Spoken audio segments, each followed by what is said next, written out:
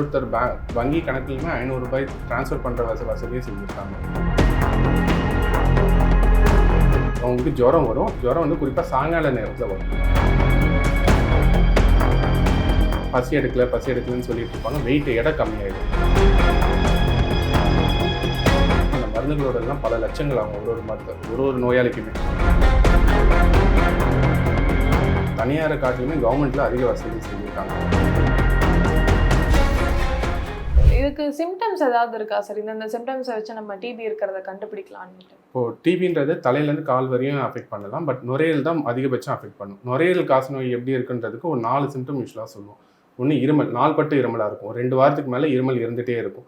ஒரு நாள் 2 நாளில் ஒரு 2 வாரத்துக்கு மேலே இருமல் தொடர்ந்து இருக்குன்னா அவங்களுக்கு டிபி இருக்கான்றது நம்ம செக் பண்ணிக்கிறது அவசியம். அடுத்தது அவங்களுக்கு ஜுரம் வரும். ஜுரம் வந்து குறிப்பாக சாயங்கால நேரத்தில் வரும். அதுவுமே ஒரு வாரத்துக்கு மேலே இருக்கும். இன்னொன்று நமக்கு சளியில் சில பேருக்கு ரத்தம் வர்றதுக்கு வாய்ப்பு இருக்குது. நிறைய பேருக்கு என்னென்னா வெயிட் கம்மியாயிடும். பசி எடுக்கலன்னு சொல்லிட்டு இருப்பாங்க. வெயிட் எடை கம்மியாயிடும். இந்த 4 அறிகுறிகள், அதாவது இருமல், ஜுரம், அதுவும் சாயங்காலம் வர்றது, வெயிட் கம்மியாகிறது, இது சளியில் ரத்தம் வருது, இது எல்லாமே ஒரு 2 வாரத்துக்கு மேலே இருந்ததுன்னா அது டிபியாக இருக்கிறதுக்கு வாய்ப்புகள் அதிகம். Okay sir. அந்த டிபியை கன்ஃபார்ம் பண்ணுறதுக்கு ஏதாவது மெடிக்கல் டெஸ்ட் ஏதாவது இருக்குமா? இப்போ நம்ம மேற்கொண்டு சொன்ன அந்த 4 சிம்டம்கள் இருக்குது. ஒன்று இருமல், நாள்பட்ட இருமல் இருக்குது, இல்லை ஜுரம் இருக்குது, எடை குறையுதல் இருக்குது, இல்லை சளியில் ரத்தம் வருதுன்னா இவங்க முதல்ல அவங்க டிபி இருக்கா இல்லையான்ற டெஸ்ட் பண்ணிக்கிறதுக்கு இது பண்ணணும். டிபி டெஸ்ட்டுக்குன்னு பார்த்தீங்கன்னா நம்ம 2 விதமாக பண்ணலாம். ஒன்று வந்து எக்ஸ்ரே, இந்த ரேடியாலஜிக்கல் டெஸ்ட்னு சொல்லுவோம். ஒன்று எக்ஸ்ரே எடுத்து பார்க்கலாம். எக்ஸ்ரேல சில சமயம் சந்தேகம் இருந்ததுன்னா தேவைப்பட்டனா சிடி ஸ்கேன் தேவைப்படும். பட் நிறைய சமயம் நம்ம எக்ஸ்ரே வச்சு கன்ஃபார்ம் பண்ணிக்கிறதுக்கும் வாய்ப்பு இருக்குது. அடுத்து ஆனால் உறுதிப்படுத்துகிற டெஸ்ட் எது பார்த்தீங்கன்னா நம்ம சளி டெஸ்ட்னு தான் சொல்லுவோம். சளி டெஸ்ட்லேயே நம்ம வந்து 4-5 வகைகள் இருக்குது. பேசிக்காக ஒரு 2 வாட்டி சளி கொடுக்க சொல்லுவாங்க. அதை வந்து மைக்ரோஸ்கோப்பில் வச்சு பார்த்தாலே அந்த கிருமி இருக்கா இல்லையா, இன்னும் எவ்வளோ சிவியாரிட்டியில் இருக்குது, அது மைல்டாக இருக்குது, அப்புறம் ஆரம்ப கட்ட நோயா, இல்லை நிறைய நாள் இருந்திருக்கா, இல்லை ரொம்ப தீவிரமாக இருக்கா, இது எல்லாமே நம்ம சளி டெஸ்ட் மூலமாக இது பண்ணிக்கலாம். அதுலேயுமே இப்போ கடைசி ஒரு 4-5 வருஷத்தில் பார்த்தீங்கன்னா நிறைய அட்வான்ஸ்மெண்ட் வந்திருக்கு. முன்னாடி ஒரு 1000 கிருமி இருந்தால் தான் கண்டுபிடிக்கிற நிலைமை போகி இன்றைக்கி ஒரு 10 கிருமி இருந்தாலே 2 மணி நேரத்தில் கண்டுபிடிக்கக்கூடிய அளவுக்கு விஞ்ஞானம் வளர்ந்து கொண்டு இருக்கிறது. இன்னொன்று நம்ம போடுற மாத்திரை, ஃபஸ்ட்டு டிபி இருக்கா இல்லையான்றதை கண்டுபிடிச்சது போக நம்ம போடுற மாத்திரையுமே கேட்குமா இல்லையான்றதை அந்த சளி டெஸ்ட்லேயே கண்டுபிடிச்சிடலாம். ஸோ அதுக்கான டெஸ்ட்டுகளும் இப்போ நிறைய புது டெஸ்ட் வந்திருக்கு. இன்னும் சிலதெல்லாம் கவர்மெண்ட் அப்ரூவலுக்கு பெண்டிங்கில் இருக்குது.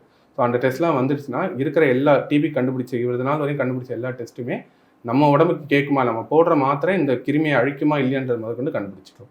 ஸோ சளி டெஸ்ட்டை உறுதிப்படுத்துறதுக்கு சளி டெஸ்ட் தான் முக்கியமான டெஸ்ட். Okay sir. இப்போ நிறைய இடங்கள்ல நாங்கள் டிபி சென்டர்ஸ்னு பார்க்குறோம் கவர்மெண்ட்ல இருந்து. அதெல்லாம் எப்படி சார் ஆக்டிவாக இருக்கா? நம்ம வந்ததும் நேராக அங்கே போய் அணுகலாமா? தாராளமாக அணுகலாம். இப்போ டிபியை காசநோயை பொறுத்தவரையும் தனியாரை காட்டிலுமே கவர்மெண்ட்டில் அதிக வசதிகள் செஞ்சுருக்காங்க இந்த நோயை ஒழிக்கணுன்றதுக்காக.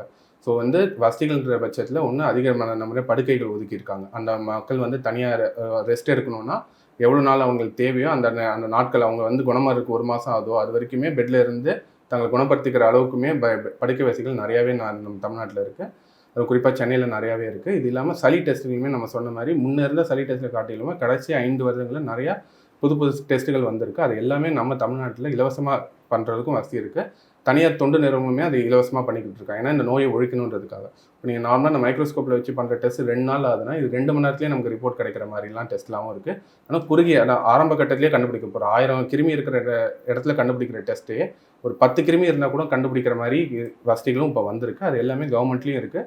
புது டெஸ்ட்டுகளும் வந்துருக்கு. ஏன்னா நிறைய பேருக்கு இப்போ சில பேருக்கு 100 பேருக்கு போட்டோன்னா ஒரு 15 பேருக்கு இந்த மாத்திரை வந்து கேட்காம இருக்கிறதுக்கும் வாய்ப்பு இருக்குது. ஸோ அது கேட்குதா இல்லையான்றது கண்டுபிடிக்கிற முதற்கொண்டு நமக்கு புதிய டெஸ்ட்டுகள் வந்திருக்கு. அது தனியார் காட்டிலுமே கவர்மெண்ட்டில் நிறையா வசதி இருக்குது. சில பேருக்கு மாத்திரை போட்டதுக்கப்புறம் அது உடம்புல வந்து அப்சர்வ் ஆகாமல் இருக்கலாம், அந்த ஜீரணமாகாமல் இருக்கலாம். ஸோ அந்த மாதிரி இதெல்லாம் ரொம்ப ரேராக இது பண்ணுறது. அந்த டெஸ்ட் எல்லாமே கவர்மெண்ட் சைடில் உங்களுக்கு டெஸ்ட் பண்ணிக்கலாம். இது வந்து 100 பேரில் ஒரு 1000ல் ஒருத்தர் அந்த மாதிரி இருந்த காசநோய் வந்தவங்களுக்கு குணமடையலைன்னா ஸோ ஏன் இது குணமடையலைன்ற டெஸ்ட் பண்ணுறது முதற்கொண்டு கவர்மெண்ட்டில் இந்த அனைத்து வசதிகளுமே சென்னையில் எல்லாமே வச்சுருக்காங்க. Okay sir. இப்போ சொன்ன மாதிரி கவர்மெண்ட் நிறைய ஸ்டெப்ஸ் எடுத்துகிட்டு வந்திருக்காங்க. ஏன்னா 2025க்குள்ளே வந்து டிபியை மொத்தமாக ஒழிக்கணும் அப்படின்ற ஒரு உறுதிமொழியை எடுத்திருக்காங்க. இதுக்கு இன்னும் கொஞ்சம் ஸ்டெப்ஸ் கவர்மெண்ட் இதெல்லாம் எடுக்கணும் அப்படின்னா என்ன இருக்கும்? மக்கள் முக்கியமாக இந்த ஸ்டெப்ஸ் எல்லாம் நீங்கள் எடுக்கணுன்ட்டுனா நீங்கள் என்ன சொல்லுவீங்க சார்?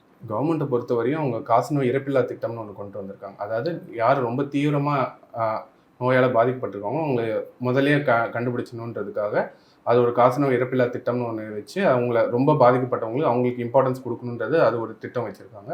இன்னொன்று நோயால் பாதிக்கப்பட்டவங்க வந்து முன்னாடி சொன்ன மாதிரி ரெஸ்ட்டும் சாப்பாடும் ரொம்ப நல்ல சத்துள்ள சாப்பாடு சாப்பிடணுன்றதுக்காக ஒருத்தர் வங்கி கணக்குலையுமே ரூ. 500 ட்ரான்ஸ்ஃபர் பண்ணுற வசதியை செஞ்சுருக்காங்க.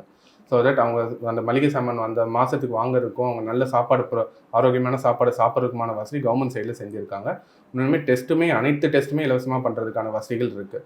இப்போ மரபணு அந்த லேட்டஸ்ட்டாக சொன்ன இந்த புது டெஸ்ட்டுகளுமே அனைத்துமே கவர்மெண்ட்டில் டெஸ்ட் பண்ணி வச்சுருக்காங்க. மாத்திரையும் ஃப்ரீயாக கொடுக்கறதுக்கு வச்சுருக்காங்க. இது இல்லாமல் சில பேருக்கு மாத்திரை போட்டால் கேட்காதுன்னு சொன்னால அது பேர் எம்டிஆர் இல்லை எக்ஸ்டிஆர் டிபின்னு சொல்லுவாங்க. அவங்களுக்கு அனைத்து டெஸ்ட்டுமே இலவசமாக பண்ணுறதுக்கும் அந்த மருந்துகளோட எல்லாம் பல லட்சங்கள் ஆகும் ஒரு நோயாளிக்குமே. அது அனைத்துமே கவர்மெண்ட் இன்னைக்கு நமக்கு ஃப்ரீயாக கொடுத்துட்ருக்கு. ஸோ கவர்மெண்ட் சைடில் இவ்வளோ பண்ணும்போது மக்கள் நோய்க்கான டியூரேஷன் அதிகம். ஒரு 6 மாதம் மாத்திரை போகிறது யாருக்காக இருந்தாலும் கஷ்டம். பட் இவ்வளோ ஸ்டெப்ஸ் கவர்மெண்ட்டும் ஏன் எடுக்குன்னா இது ஒருத்தர்கிட்டன்னு ஒருத்தர் பரவக்கூடிய நோய். நீங்களே ஒருத்தர் மாத்திரை போடாமல் இருந்தார், அவர் நாளைக்கு பொது போக்குவரத்தில் போகிறாங்கன்னா அவங்க கூட இருக்க மிச்சம் எல்லாருக்குமே அது ஆபத்தாக முடியக்கூடிய வாய்ப்பு இருக்குது. ஸோ இவ்வளோ ஸ்டெப்ஸ் கவர்மெண்ட் எடுக்கிற காரணம் இன்னொருத்தருக்கு அது பரவக்கூடாது, இன்னொன்று அவர் உயிரையும் காப்பாற்றணுன்றதுக்காக தான். ஸோ இதோட தீவிரத்தை மக்கள் உணர்ந்து இது குணப்படுத்த முடியும். இப்போ கொரோனான்னு எடுத்திங்கன்னா அதுக்கு நமக்கு ஸ்பெசிஃபிக்கான ட்ரீட்மெண்ட் கிடையாது. இது பல நூற்றாண்டுகளாக இருக்கக்கூடிய நோய். ஸோ இதை நம்ம மாத்திரை போட்டால் கண்டிப்பாக குணப்படுத்திடலாம். சில பேருக்கு சில பக்க விளைவுகள் வருது மாத்திரனால அதையுமே மருத்துவர் அணுகுனீங்கன்னா அந்த மாத்திரையை கொடுத்துட்டு அது இல்லாத வேறு மாத்திரைகள் கொடுக்கறதுக்கும் அந்த பக்க விளைவுகளை கம்மி பண்ணுறதுக்குமே நம்மக்கிட்ட மருந்து இருக்குது. ஏன்னா இதெல்லாம் பல நூற்றாண்டுகள் இருந்தது, உங்களுக்கு வரது ஆல்ரெடி இன்னொருத்தருக்கு வந்திருக்கு முன்னாடியே. ஸோ அது எல்லாத்துக்குமே வழிமுறைகள் என்னென்ன நெறிமுறைகள் எல்லாமே இருக்குது. ஸோ ஈஸியாக குணப்படுத்த முடியும்னு ஒரே ஒரு கஷ்டம் என்னென்னா 6 மாதம் இது போட்டாகும். ஸோ அவங்க மருத்துவர் சொல்கிற வரையும் நிறைய பேருக்கு 6 மாதம் சரியாயிடும், சில பேருக்கு கூடுதல் நாட்களும் தேவைப்படலாம். பட் அது போடுறது அவசியம். நான் உங்களை காப்பாற்றிக்கிறது மட்டும் இல்லாமல் நம்ம சுற்றி இருக்கவங்களுக்கும் அது பரவாமல் இருக்கிறது மிக மிக முக்கியம். ஸோ இந்த டிபி அதிகமாக பரவுறதுக்கு சொன்ன மாதிரி ஏர் பொல்யூஷனும் ஸ்மோக்கிங்கும் ஒரு முக்கியமான காரணம் அப்படின்னு நம்ம சொல்கிறோம். ஆனால் இந்த காலகட்டத்தில் கண்டிப்பாக ஏர் பொல்யூஷனும் அதிகமாக இருக்குது. அண்ட் முன்னாடிலாம் ஆண்கள் ஸ்மோக் பண்ணிட்டு இருந்தாங்க, இப்போ பெண்கள் எல்லா ஜெண்டருமே ஸ்மோக் பண்ணுறது ஒரு நார்மல் ஆயிடுச்சு. ஸோ இது ரெண்டுத்தையும் ப்ரிவென்ட் பண்ணுறதுக்கு என்ன மாதிரியான ஸ்டெப்ஸ் எடுக்கலாம் சார்? பொல்யூஷன் பொறுத்தவரை இந்த நோய்க்கு பெருசாக ஏர் பொல்யூஷன் எதுவும் அந்த அளவுக்கு பாதிப்பு ஏற்படுத்தாது. பட் இந்த நோயை சொல்கிறபடியும் நான் மக்கள்கிட்ட என்ன சொல்கிறேன்னா, இந்த விரதம் இருக்கிறது இல்லை டயட் பண்ணுறது அதெல்லாம் இல்லாமல் 3 வேளையும் ஆரோக்கியமாக சாப்பாடு சாப்பிட்டாலே நோய் வராமல் நம்ம தற்காத்துக்கலாம். இன்னும் சக்கரை நோய் இருக்கா இல்லையான்றது நம்ம ரெகுலர் இன்டர்வலில் நம்ம செக் பண்ணிக்கிறது நல்லது. ஸோ இந்த மாதிரி சக்கரை நோய் உள்ளவங்க நம்ம உடம்பு எதிர்ப்பு சக்தி கம்மியாக இருக்கிறவங்கள்ட்ட நோய் தாக்கும். ஸோ நம்ம உடம்பை நம்ம ஃபிட்டாக வச்சிருக்கிற வரையும் இல்லை நம்ம ஆரோக்கியமாக இருக்கிற வரைக்குமே இந்த நோய் தாக்குதல்ன்றது ரொம்ப ரொம்ப காரியம். Okay sir. இப்போ உலகத்திலேயே எடுத்துக்கிட்டோம்னா இந்தியாவில் தான் அதிகமாக டிபி பரவுதுன்னு சொல்லியிருக்காங்க. அதுக்கு என்ன காரணமாக இருக்கும் சார்?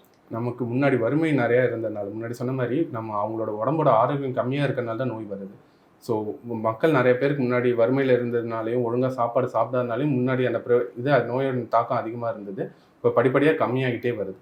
Okay sir. சொன்ன மாதிரி அப்போ 5 ப்ராப்ளம்ஸ் 1 சொல்யூஷன்ற மாதிரி நம்ம எல்லாரும் நல்லா சாப்பிட்டு இம்யூனிட்டி மெயின்டைன் பண்ணாலே நிறைய நோய்களை தவிர்க்கலாம் அப்படின்னு நினைக்கிறோம். Okay sir. இப்போ டிபி பேஷண்ட்ஸ்க்கு நீங்கள் ஏதாவது சில விஷயங்கள் சொல்லணும் அப்படின்னு நினச்சிங்கன்னா என்ன சொல்லுவீங்க?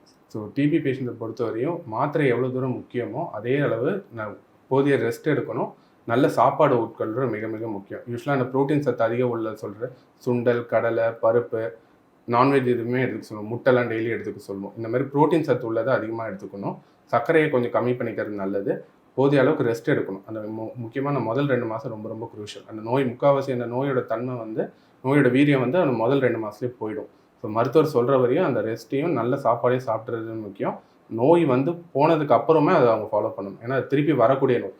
ஒன்ஸ் வந்தாலுமே திருப்பி வரக்கூடிய நோய் பாசிபிலிட்டியும் இருக்குது. 2வது வாட்டி உங்களை நோய் தாக்கிறதுக்கும் வாய்ப்பு இருக்குது. ஸோ முக்கியமாக நோயால் பாதிக்கப்பட்டவங்க ரொம்ப ரொம்ப முக்கியமாக அவங்க சாப்பாடு முறைகளை கரெக்டாக வச்சுக்கிறது ரொம்ப அவசியம். இதுதான் மெயின். Okay sir. சொன்ன மாதிரி இந்த டிபி டேல டிபியை பற்றின நிறைய அவேர்னஸ் எங்களுக்கு கொடுத்துருக்கீங்க. முக்கியமாக கவர்மெண்ட்டில் எவ்வளோ ஃபெசிலிட்டிஸ் ஏற்படுத்தி இருக்காங்கன்றதை ரொம்ப தெளிவாக எக்ஸ்பிளைன் பண்ணியிருக்கீங்க. கண்டிப்பாக மக்கள் இதை யூட்டிலைஸ் பண்ணிப்பாங்கன்னு நம்புகிறோம். எங்களோட ஜாயின் பண்ணி மக்களுக்கு அவேர்னஸ் கொடுத்ததுக்கு ரொம்ப நன்றி சார். தேங்க்யூ. தேங்க்யூ.